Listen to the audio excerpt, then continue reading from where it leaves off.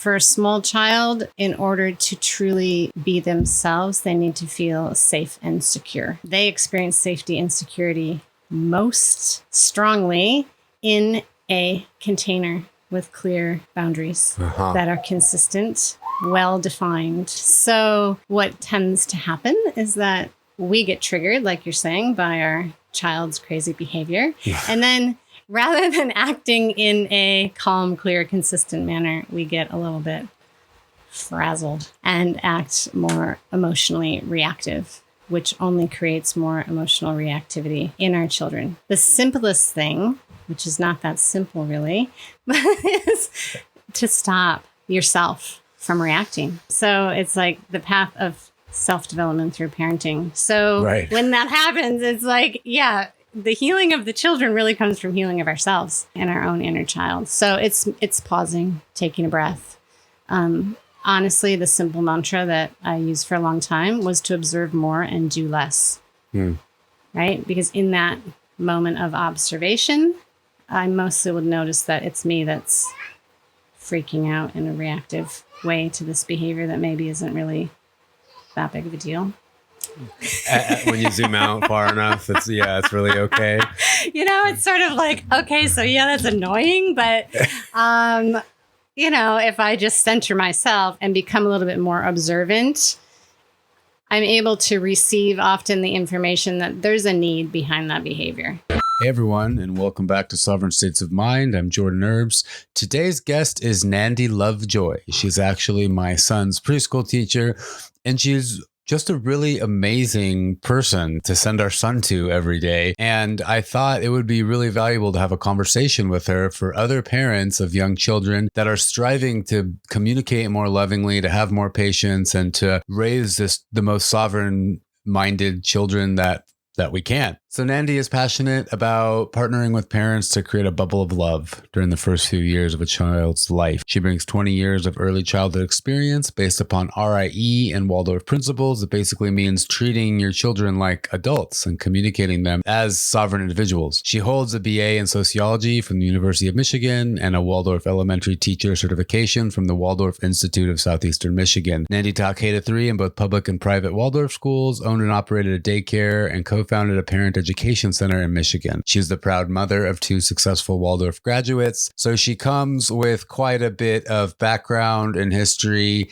and expertise. And I speak from my own witnessing of the transformations that my son is going through and what we're learning with her, and how to communicate just with more love and work hard just to not block the light that these little kids have, when sometimes as parents it feels overwhelming and it's so much. So before we start this episode, I just want to say that I am a parent of young children. And if anyone trying to raise children, anyone raising children showing up, like, you have my respect, you have Nandi's respect. And everything we talk about in here is just, trying to take it to the next level, doing what we can with what we got. There's no judgment.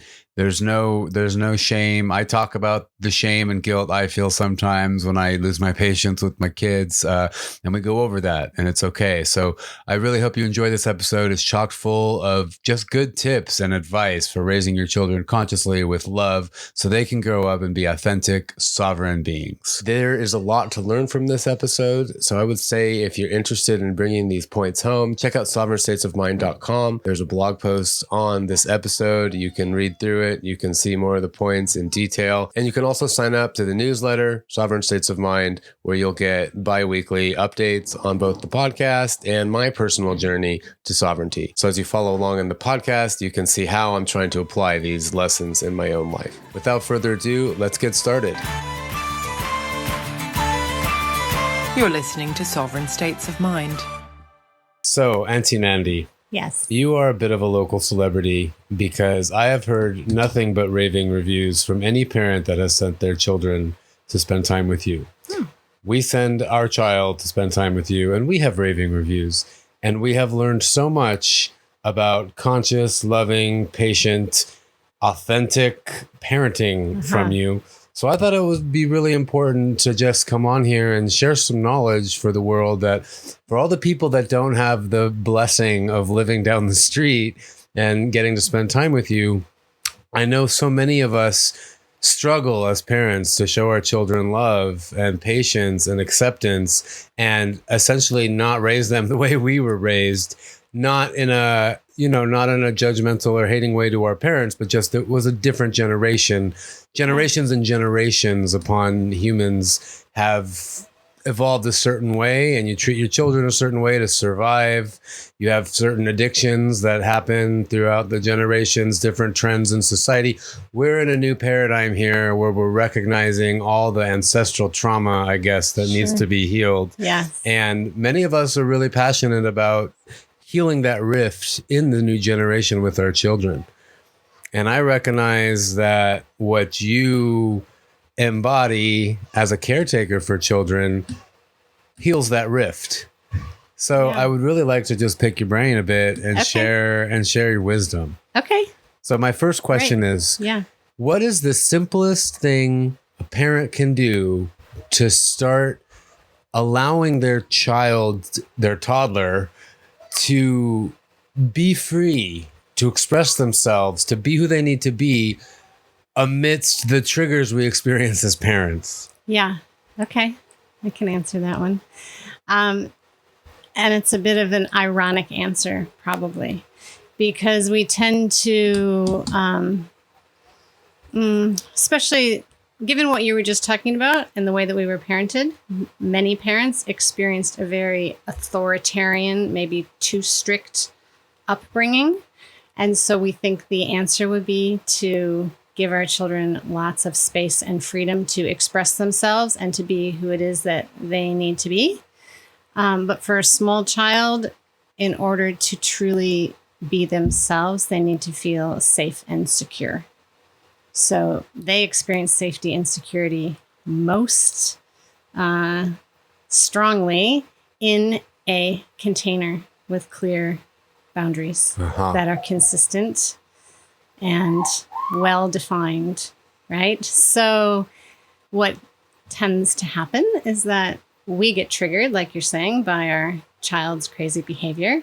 And then rather than acting in a calm, clear, consistent manner, we get a little bit frazzled and act more emotionally reactive, which only creates more emotional reactivity in our children. Right. So the simplest thing, which is not that simple really, but is to stop yourself from reacting, right? So it's like the path of self-development through parenting. So when that happens, it's like, the healing of the children really comes from healing of ourselves, right? And our own inner child. So it's pausing, taking a breath. Honestly, the simple mantra that I used for a long time was to observe more and do less, right? Because in that moment of observation, I mostly would notice that it's me that's freaking out in a reactive way to this behavior that maybe isn't really that big of a deal. When you zoom out far enough, it's really okay. It's sort of like, okay, so that's annoying, but if I just center myself and become a little bit more observant, I'm able to receive often the information that there's a need behind that behavior. Mm-hmm. So let's pause that for a moment and unpack a little bit. Yeah. In this podcast, we talk about personal sovereignty a lot.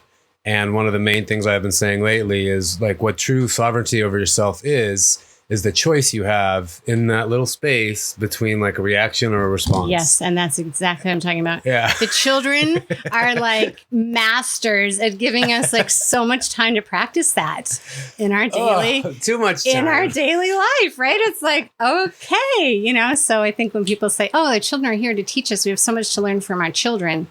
It's actually that. That's it. That's it. The ultimate. That's the ultimate thing. And it's about ourself and our own self-development and awareness and control of our emotions and on just conscious decision making about our own behavior. Yeah. And then we can talk about our self-judgments about our own behavior when we're not exactly living up to that standard in a moment.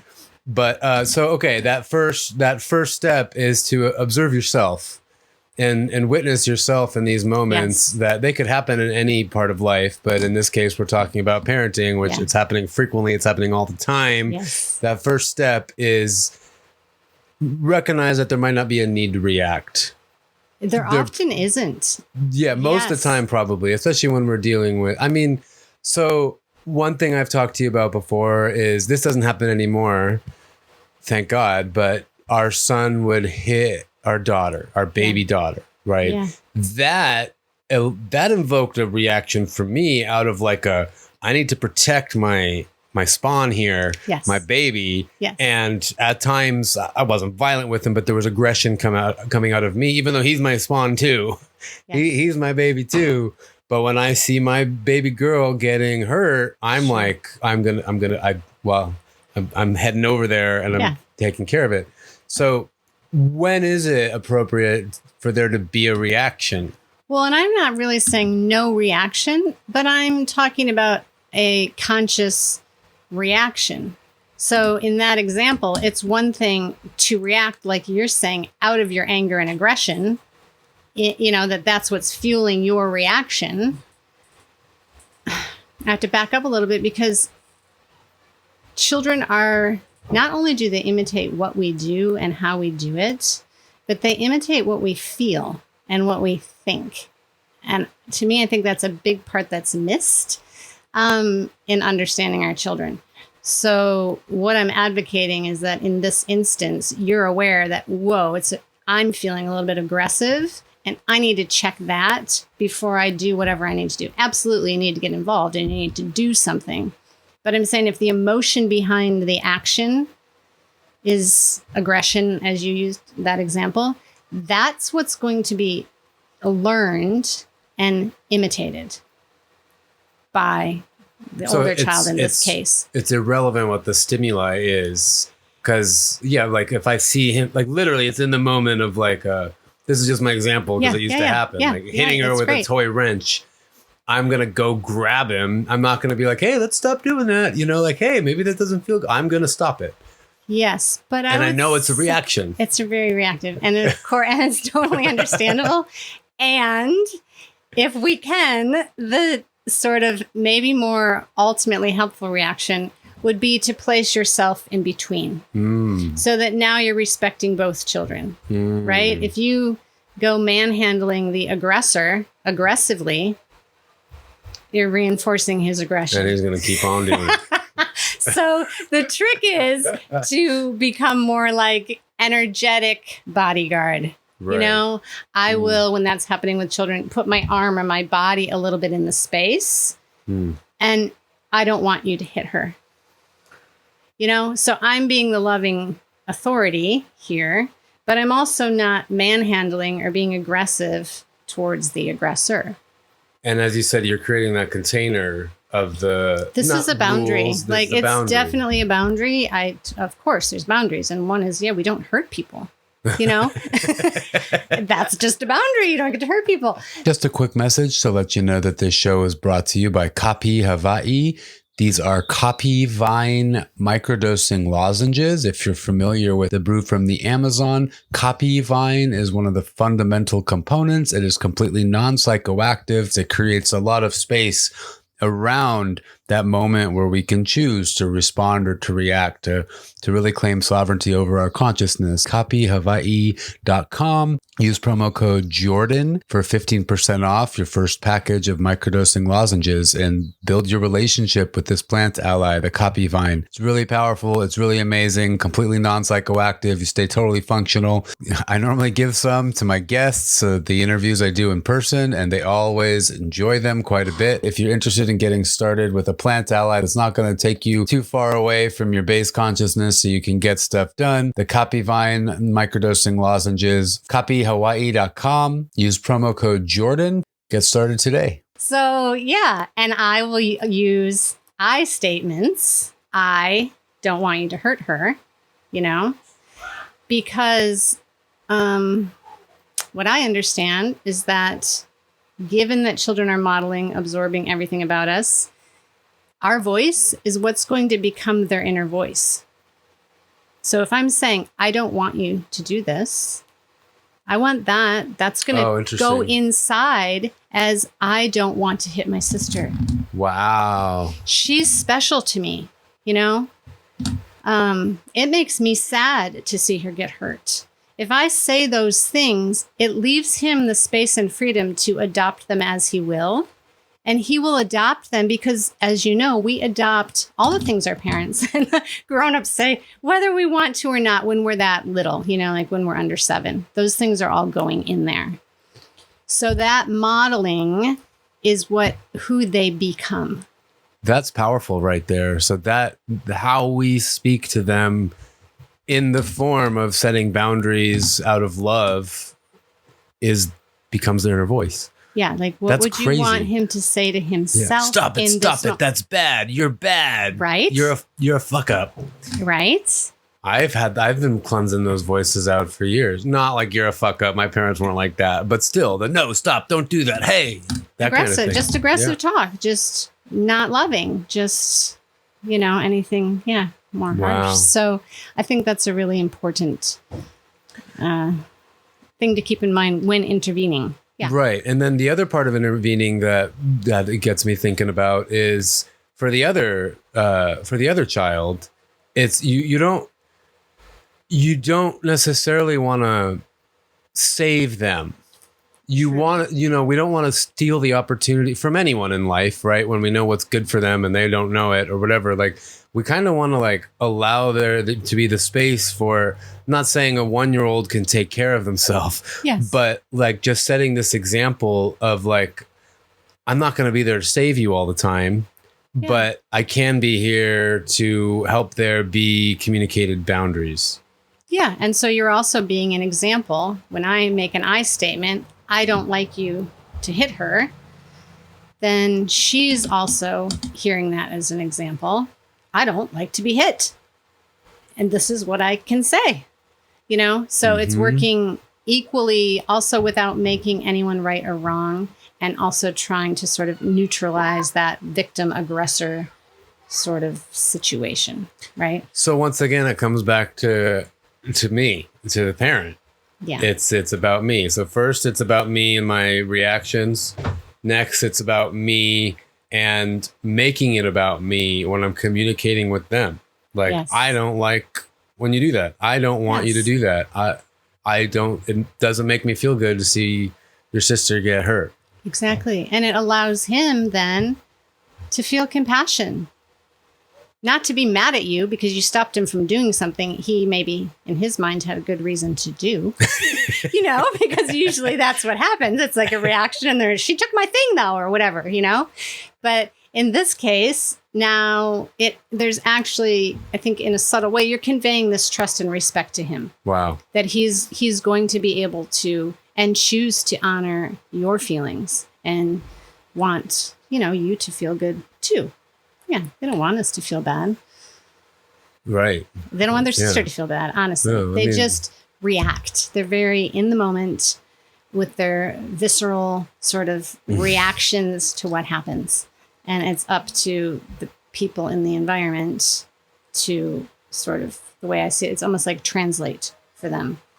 Shape it. Yeah. Create the environment that's conducive to them finding another way. Yeah.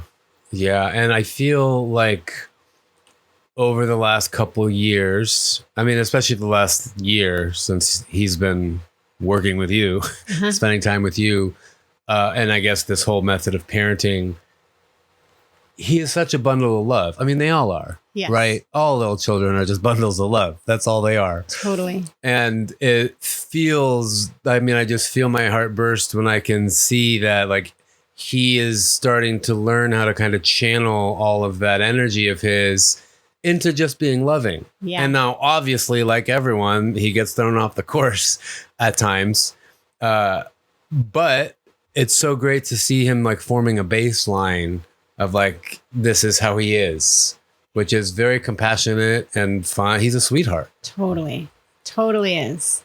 Yeah. And so I don't think even when children are being aggressive, it's never unloving. You're right. They're just totally love, which is why I think, never really thought of it this way, but why it is that they absolutely absorb everything, because there's no boundary there, right? When we're just like open and expanded in love, we just experience that oneness with everything around us. So that's the state that they're in, under 7 in particular. That's like, they're just in that all the time.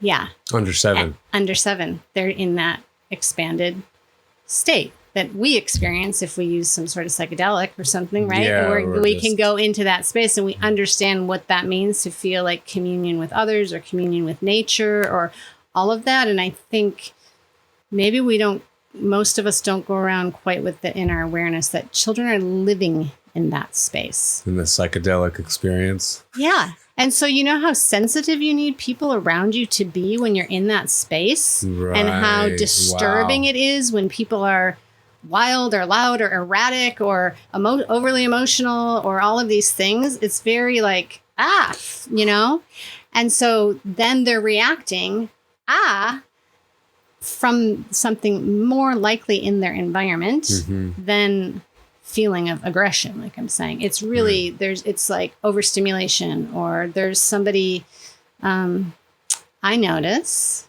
and that happened a few months ago, that I had a bunch of tigers at preschool, right? It's like, oh God, why are all these tigers here today? And that's because I was feeling like that inside of myself. I hadn't acknowledged it yet, but I was in that kind of a mood inside, even though I was doing my regular, something I like, whatever, teach yourself, but inside. And so I've come to recognize this, that like when I say they're in that experience of oneness and what they're reacting to is often in the environment, I don't even mean something obvious in the environment. I literally mean it could be my inner life that's in the environment with them that is creating this reaction.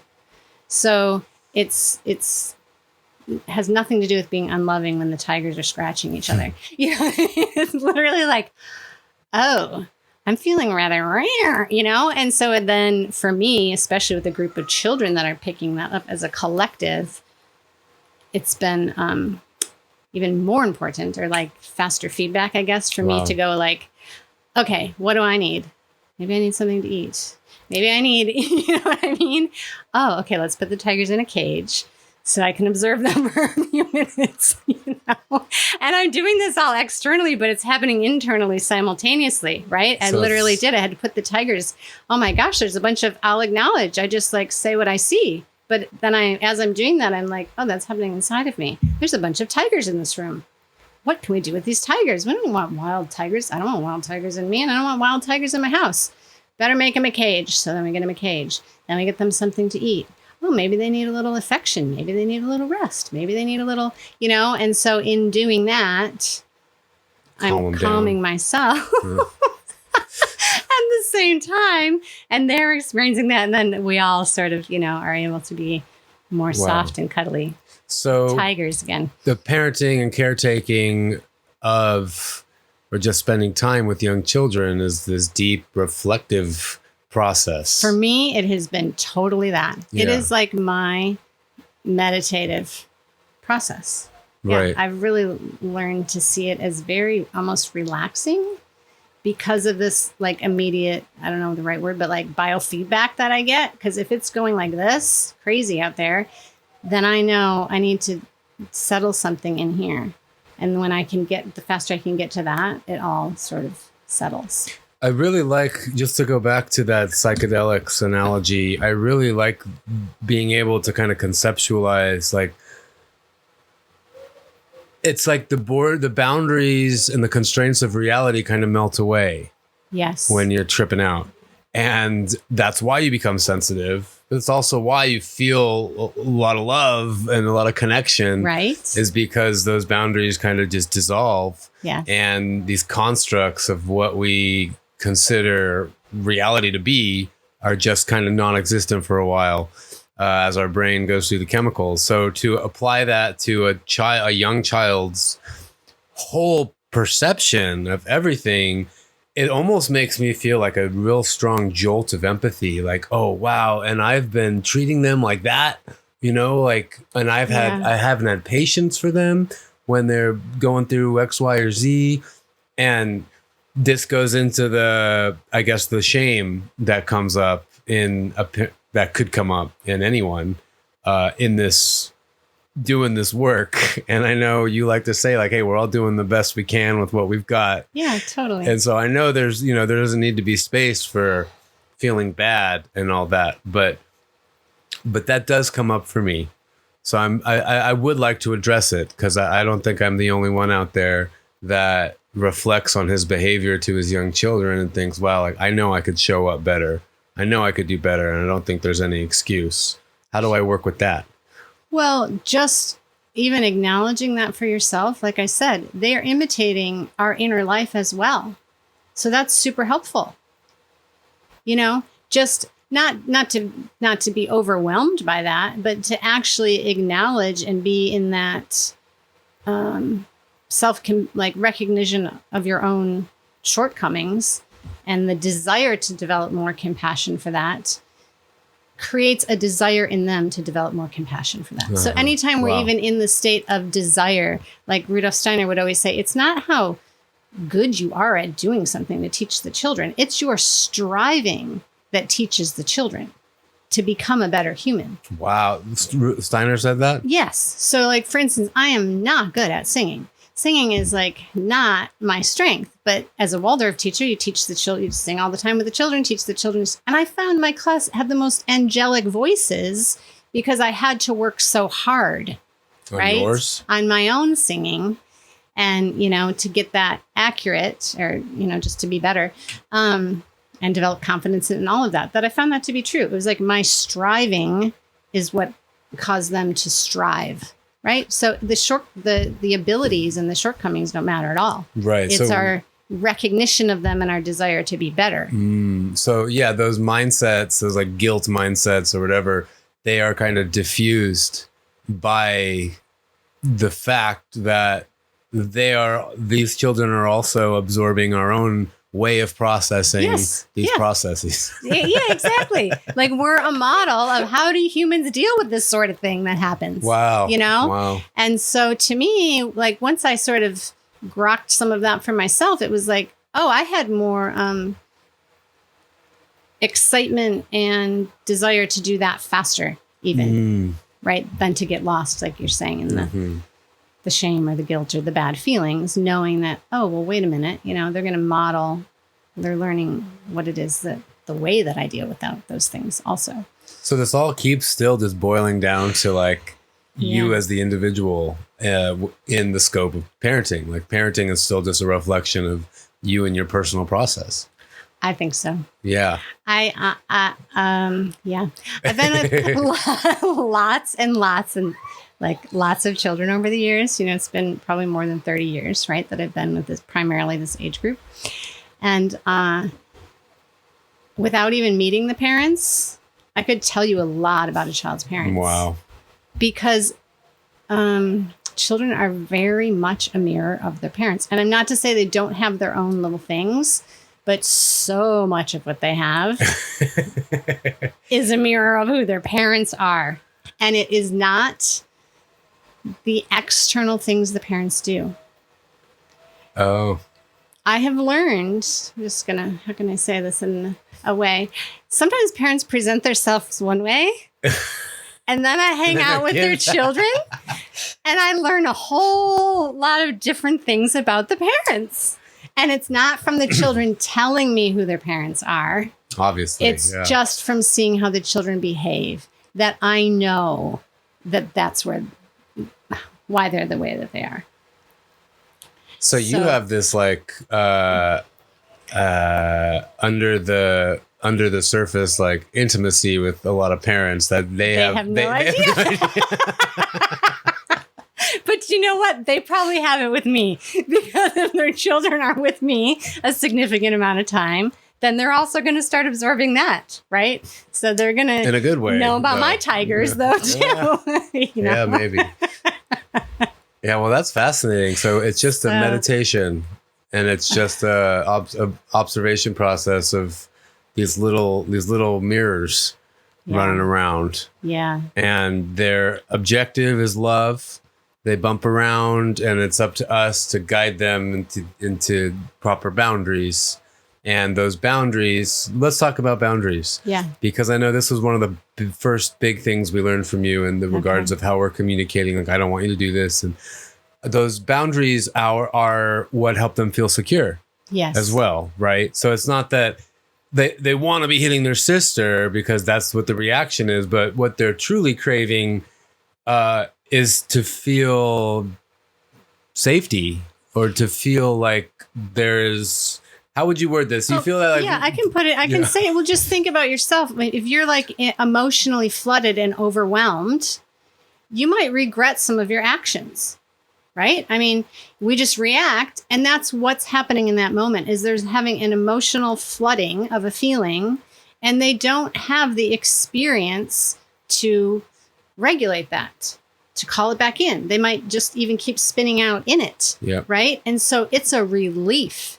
It's a help when someone comes in and says, I don't want you to do that, right? It's like, oh, I don't really want to be doing that either. You know, like, oh my God, you know, but it might not look like that. It might not look like, you know, like a freak out still about it because they're in this thing. But when we don't go in the vortex with them of the emotion that they're experiencing, and then maybe even the tantrum when we set the boundary and now there's all that, if we don't go into any of that with them, again, we're like giving them a model of how to get out, you know, of who else can I be? Because this is flooding me right now. And that happens to us. We get emotionally flooded. And then it's really helpful when someone shows us another way to be, or provides some comfort, or gives us some space, or gives us a boundary. I mean, there's a million ways to handle that, you know, but it's ultimately, I think, welcomed. And yes, for a child, it feels like, oh, they love me. Right? So the security comes from because someone is taking care of me, and they want to know that they're loved and cared for more than anything. Like, that's just what they want. Like you're saying, there's these open little like love bubbles that just want to experience that. So when we get angry at them, then they're not experiencing that. Right?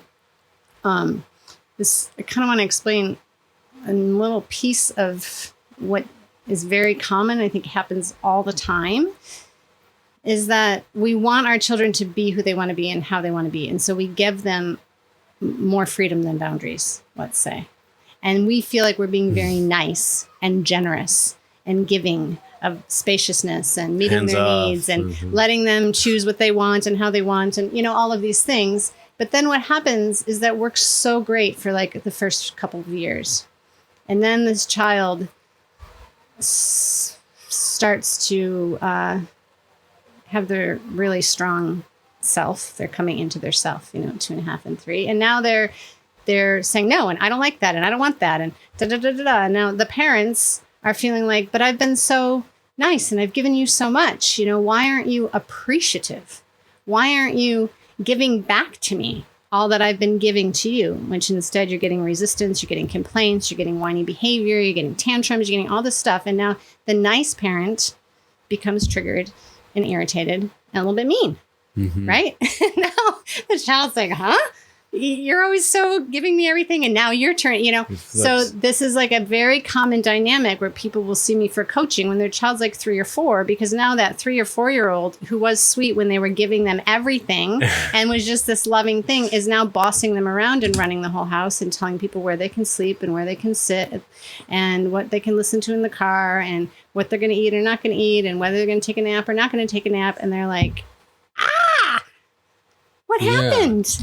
That's interesting. Because the child's seeking boundaries to bring it back around. They're doing this and they're asking for this and they're pushing you in this way and they're pushing you in that way because they want to feel contained. They don't want to be making all those choices. It's overwhelming. Intuitively, they know. Yes. Yeah. They don't really want all that because they don't have the wisdom to handle that responsibility.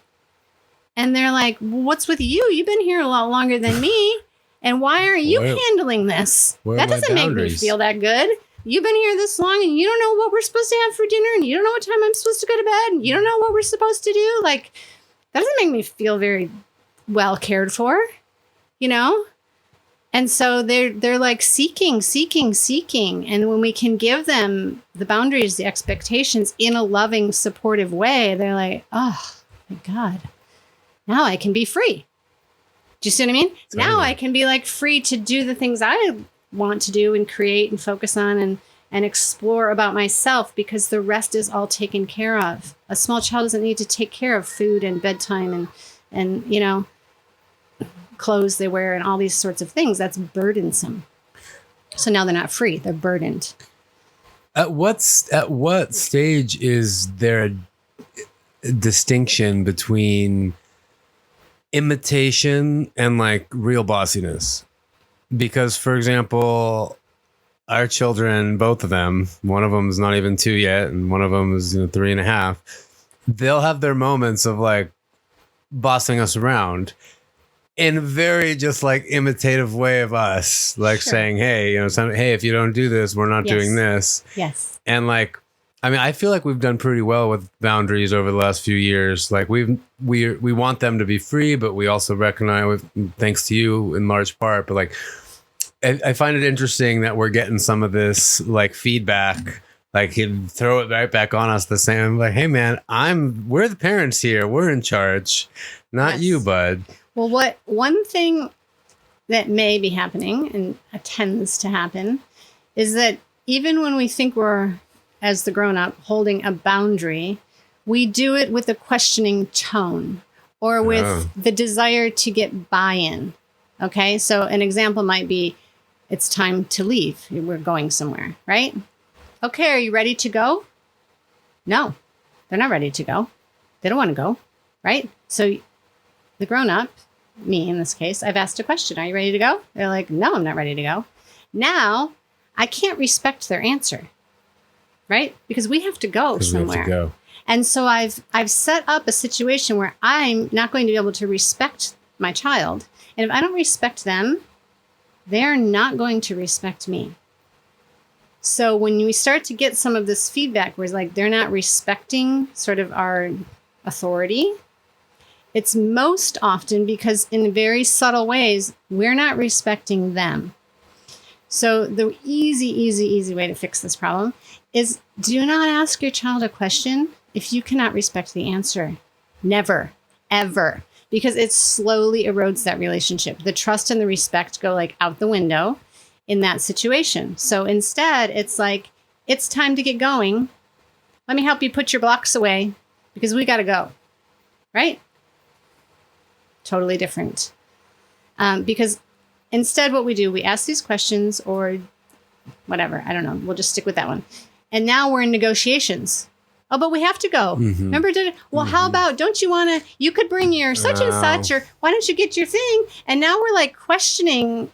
It's like we asked them a question. They gave us their answer. And now we're trying to convince them to be somebody else or do something different than they already answered. And our authority is just eroded. It's just completely gone. They don't have any respect for that. And who would you in any relationship, if I ask you something and then you tell me truly your wishes, and I'm like, well, you know what? We're going to do this instead. And da-da-da-da-da. You're like, what's with you, Yeah, you're not respecting the sovereignty of the other individual. Yeah, so it's very subtle, and it might just be in a, put your blocks away, okay? There, you've done it again. You've asked for permission from them, and if their answer is no, not okay with me, like, why do we just give our authority away like that? Right. Just take off the okay, no questions. Time to put your blocks away. We need to get in the car. There's no, okay, not even in the tone, nothing. It's because it's so subtle, but I think that's the source of much of the disrespect that children have for their parents. Parents ask them questions and they don't respect what their children have to say. Yeah, it's interesting because you brought this to my attention a while back, and I noticed as soon as I put in some of these changes, I started to get full on respect for my son, and I still do. He listens to me more than his mom. Uh-huh. But like, I recognize that we have an understanding now that I'd like to keep going. And he listens to me when he knows when it's important. Yeah. And sure, there's moments where he's really excited. And, that's something I guess we all have to figure out on an individual basis. But yeah, there'll just be times where he'll be like, he'll really want something. Like, Dad, if you don't give me this to eat, then we're not going to the beach later. It's exactly what we do in our negotiations. It's negotiation. So if your child is negotiating with you, I guarantee you negotiate with him. Oh, you know, yeah. and I mean, any parent that comes to me, it's like they have that issue, and it's like, well, where did you think they learned that from? Yeah, and that's the intense way, because he's a clever guy anyway, and at other times, especially with his grandmother, he'll like just start explaining something. So that's why we need to do this. What I want to do, like he'll just explain it, like so we should do this, and like. You know, in a lot of ways, he's right. Which is great. And if it fits in, then great to honor that, right? And I'm definitely not saying don't ask our children questions, but only ask them questions when we can honor the answer. That's all I'm saying. Yes, they want to have a say in things, and they deserve to have a say in things, but only when we can honor what it is they have to say. And that's another good self-observation process is, what about other people or relationships in our lives? Are we respecting the answers of what are we we're negotiating asking? to get our own desires moved forward? Yeah. And I think also too, like maybe especially coming in from this non-family life, as I was, and like we're suddenly thrown on in, it's like, they're little people, they're humans. It's almost like we're grasping around for understanding how to treat them. Like I've never spent time with kids before. And you know? I think it's not that different. I mean, it's different. It's not in that different they at need all. An authority, and maybe your wife or partner doesn't need this sort of authority necessarily. But in terms of, I mean, I think we don't tend to really understand how much they can understand and how empathetic they can be, and how even if we can't meet their needs, to be able to say, I understand that's what you want right now, and we need to do this other thing. Just the acknowledging, instead of what I see, many of us spend a lot of time sort of negotiating children's feelings away. Right? So they're really upset about something, and we try to distract them from their emotion, the authentic emotion they're having, because it's bothering us, instead of acknowledging their emotion. Yeah, I see you're totally frustrated that keeps falling down every time you try to, build that tower. Totally frustrating. That is so frustrating. That's it. You don't have to tell them how to do it, because you're taking away then maybe their agency. To figure it out on their own and to experience failure and, success, failure until they succeed. Like, all of that. It's like, no, but people do want to feel emotionally supported and seen and understood. And we don't need it to be taken away from us. Like, oh, why don't you go play with something else that's frustrating you too much? Or here, let's go blah, blah, blah. It's like, why don't you just go, yeah, that sucks. Every time you do that, it keeps falling down. How frustrating. Just a little understanding. And they'll be like, but that's like right there strengthens the relationship and builds that mutual trust and respect that I'm talking about. It's just that. Or when we do have to manhandle our child because it's time to go and whatever it has happened or something happens in a rush, if we at least say, I know you want to stay and do this. I know you want to stay and do this, but I need to pick you up now. I need to put you in the truck because it's time to go. I'll help you. Then that's just respectful, and it's like we wonder why our children are manhandling everybody else, because mostly parents manhandle their children. It's sort of one of my pet peeves. We mostly rearrange their bodies in space in ways we would not do with any other human. Else. We would not do that. We just wouldn't do it. We wouldn't grab our friend by the hand and take them over here when they want to go look at this, or like we just wouldn't do that, And sometimes as a parent, you have to do it, but at least you can communicate before you do it, or the why of doing it, or something that is very, is more respectful. And one last interruption from your host. I just wanted to take a moment to say thank you for listening. And if you are listening frequently to this podcast, I would love to hear from you. I'd love to hear a bit about what you like, maybe what you don't like. If the conversations have been bringing you value, whatever it might be, you can email me, hello@jordanerbs.com. You could go to YouTube and leave a comment. You can find me on Twitter, Jordan Herbs. I would just love to hear, get some feedback to know that this podcast is reaching the right ears. So thanks for that. And I look forward to hearing from you. Yeah. So there's definitely something to be said for just how we treat others and witnessing how the patience we're bringing to the table with our kids. Treat them like you would treat your friend. Yeah, your just spouse, maybe with a bit whoever. more communication. Yeah. And I mean, the boundaries aren't necessarily different. They're just probably spoken more. Yes. Right. Yeah. Sure. Yeah. Yeah, exactly. More explicit. Right. Because they're learning, Right. Yeah. Yeah. Yeah. But they can understand and participate in the way that others can also. So what about when there's two children and one parent and, one of them's trying to run to the street, the other's trying to do this. It's time to go. You're communicating right. One of them understands your communication. The other one is still learning language. I find this to we poke fun at everyone, all serious about and patient and so loving with their one child. Yeah. And we go, okay, try it with two. Yeah. And it is so difficult sometimes to do everything we're talking about, to treat especially the older one with all the love and acceptance and patience that he needs and he deserves. Yet at the same time, this one's over here throwing a tantrum. She's whatever, going through a different phase. Yeah. And so bundling that together, what is your advice? I have to do that. I have to be expert at that, honestly, because I have 6 children, let's say, right? And one me. And we might need to we're moving throughout the day, going from thing to thing, place to place. And everybody has different needs. Somebody needs to go potty, we're going to go on a walk and someone needs to go potty, or whatever the things are, right? This flower over here. This is common. It's so common. It's hard to explain, but I call it an energetic tether. So that's why this relationship that you have with your children is so important. The respect, the communication, all of that. Because in these moments when there's a need that's different than the rest of the needs, we have to kind of stay together, right? It's a mindset that we're like the hive, we're all one thing. And so it's me eliciting, let's say we're taking a walk and I have 6 children and one is, like you said, after the butterfly or something, it's we need to bring that one who's off back to the rest of us. We don't all need to go there again into the vortex of the one that's gone awry. We need to bring that one back.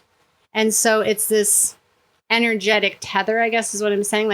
I'm creating an energetic bubble around with the children who are staying in my heart space, are connected to me while the one goes off, so that we can get the one back. So when there's 2 children like that, it's not usually 2 going in a different direction. Can be. But then there's a problem there in the relationship, and the authority isn't quite right, because they'll, like flowers, to the sun, they want to turn towards that. And if they don't, then we need to go a little bit deeper and find out why. And it's some of the things we were talking about already, where you've eroded accidentally trust. But if there's trust there, it really won't be, I can pretty much guarantee it won't be that big of a deal when one is going off, because the other will come with you to get them, or the other will wait there while you get them, or the other will actually be helpful in moving this activity forward. If they're both going in opposite directions, now no one's being helpful. I guess what I'm referring to specifically is they're both throwing fits for different reasons. I'm saying that's a little bit something else is off then. That would be happening simultaneously at once. it is very rare that in a group of, I mean, unless they're in conflict with each other, but now we need to deal with the settling of that conflict. Yeah. In our case, it's like, well, maybe one of them's really tired, and then the other one's not getting the snack or candy he wanted at the store. Yes. And so it's like, I'm already, I had to run a bunch of errands in town the other day, and they slept in the car. Great. The first errand, Home Depot. They did great. They started they were playing in the cart with a tape measure, and then it started to turn into fighting. And I finally finished what I was doing, and we got to leave. Then we went to Office Max, and I had to print something out. I had to walk around the store.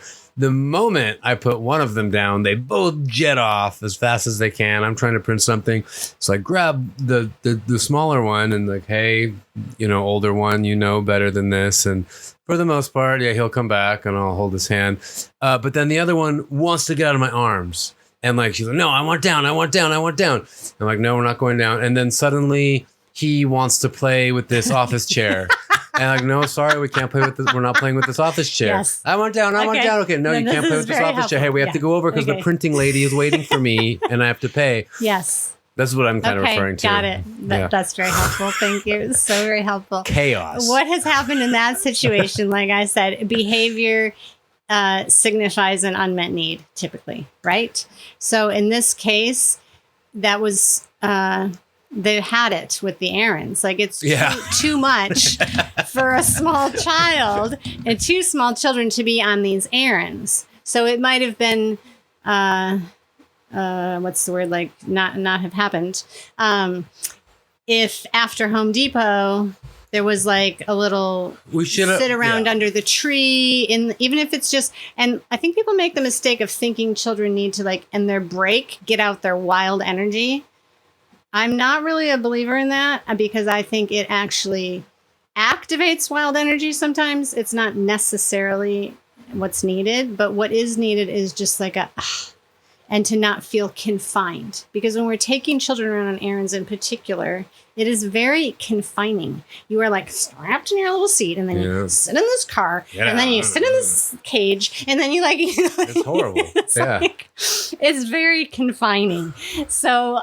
Also, ideally, if you have this nice relationship going, they should be able to walk around the store with you. And you wouldn't really be having this issue because they have more movement in their body. Children have to move. Yeah. Not wildly like we think they need to move, but they just need to move. But not wildly. Just walk. It's funny because on our list of things to do was go to the park, this new park we found that they love. And he wanted to go before the second errand. He said, hey, can we go to the park now? And I said, and I changed my mind. I had told him we were going to go to the park in between errands. Also a problem. He knew. Yes. He knew he wanted the park. Yes, it would have been really good to do the park. And but Daddy wants to just be done with everything. Changes the mind. That's also a problem because they get like willing to hold themselves together to a certain point, and they'll do that. But even if you can't, like I'm saying, there's no time for parks and it doesn't have to be that extravagant. There's like, a little grassy place to sit under a tree and at least have some grounding, like in nature, right? Sit down on the grass and have a bite to eat or your drink of water or whatever. Have the breeze, have some bird song, have some, like children really reset to nature. So when we're doing city stuff, to just put these little moments also of nature because it's a lot and it's a long car ride and that's like a lot of input of all the traffic and just like it's a lot for them. Just we were talking about that open space that they live in and now maybe can like open heart space that they live in, have a perspective on being in a altered state and needing to go run errands at Home Depot and Office Max and be driven in the car, and music and, like you're going to feel kind of crazy and then confined when you feel like you got the, so and then people are like, and you're like, And the truth is, I kind of feel like that too. I know. So it's like almost just acknowledging my inner child, and then we'll all be happier running those errands. Yeah, it's a thing. Well, I think we're about running out of time. Is there any advice you'd like to give struggling parents of young children before we close off? Oh my. I think we've really hit on the super important part, which is just like do what you need to do to stay as centered as you can in your life. You know, I am definitely a fan of quality time versus quantity. So if it means you're less time with your child and someone else, you need to like hand the baton or whatever, because you need to replenish yourself so that you can show up for the time with your child in a centered, calm, loving, open-hearted, you know, observant way, then do that. So it's like we have to take care of, you know, it's just that saying of like you have to have a full cup in order to, you know, offer something to somebody else. And I think that's just like so true with parenting. And it's true with teaching. I cannot be tired, hungry, you know, emotionally. Hungry, angry, lonely, tired. Yeah, all of those things, emotionally disturbed about stuff. I have got to get myself straight before they all come in the door, or it is a nightmare. And I would just speak to the challenge that might be at times. I mean, especially if you're a single parent. Yes. Finding the space, the time and space, and just the whole energy to be able to focus and center yourself may not be easy for everyone. But it speaks to routines. Yeah. So especially if you're a single parent, and especially if you're struggling with time, to have those routines where the child does have to take a nap or at least have their quiet time, and bedtime is a certain time because mom or dad needs time to themselves in the evening. They need an hour to themselves in the afternoon just to have quiet thought space. Just to not hear anything. Just to not hear something. So, I mean, you have to have routines then that give you space, you know, from your children. Well, thank you, Nandi. Thank you for everything you do. You're welcome. And we all appreciate you so much. Thank you very much for listening. This podcast is available on all major apps. Please head over and follow there. And if you really like it, leaving a quick review and 5 stars is super helpful, especially on Apple Podcasts. SovereignStatesOfMind.com is a place you can put in your email to receive things to your inbox every week. These are updates. These are blog posts, anything related to this podcast and the theme of developing sovereign states of mind. SovereignStatesOfMind.com. You can also support the show there by becoming a monthly patron. My name is Jordan Urbs. You can find me on Twitter as Jordan Urbs, JordanUrbs. And I look forward to interacting with you and hearing a bit about your journey. If you're interested in coming on this podcast, don't hesitate to be in touch. Much love. Thanks for listening, and we'll see you next time.